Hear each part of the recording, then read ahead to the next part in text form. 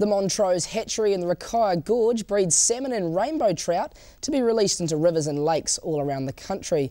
Fish and Game have run the facility for the past 11 years, and thanks to a recent donation, they've been able to upgrade. Marcus Irvine travelled inland to check out the development. He joins us live. Thanks, Willie. The hatchery in the upper reaches of the Rakaia River is one of the most significant projects for fisheries in the Canterbury region. Hatching and releasing around 500,000 fish each season, the people who work there see their role as giving Mother Nature a bit of a helping hand.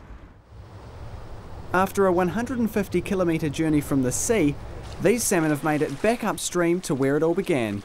3 years ago they were released as 50-gram fish, little fellas this big, and they've gone out the creek, and 3 years later they've returned, and now they're home. It's time for us to continue the cycle of that. Each year, the famous Rakaia fishing competition donates money to Montrose Hatchery.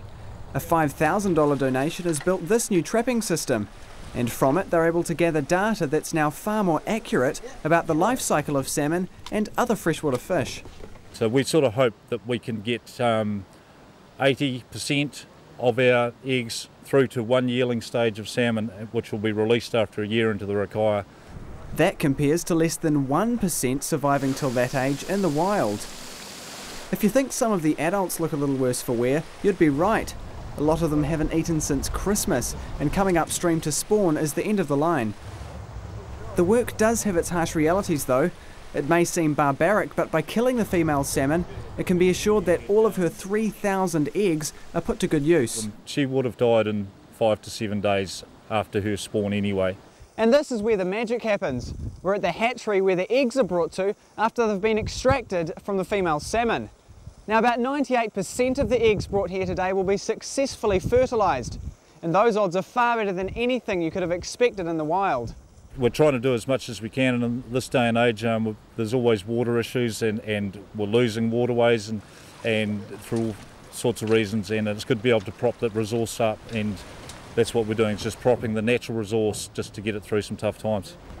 And pleasing anglers along the way. So Marcus, we hear there'll be a new addition to the hatchery this year. Yeah, that's right, Willie. This year brown trout will become a part of the Montrose family. Around 50,000 brown trout will be raised and distributed all over New Zealand to rivers and lakes in order to boost numbers. With trout fishing being such a big part of tourism and recreation in New Zealand, it's good to see that hatcheries like Montrose are making such a difference.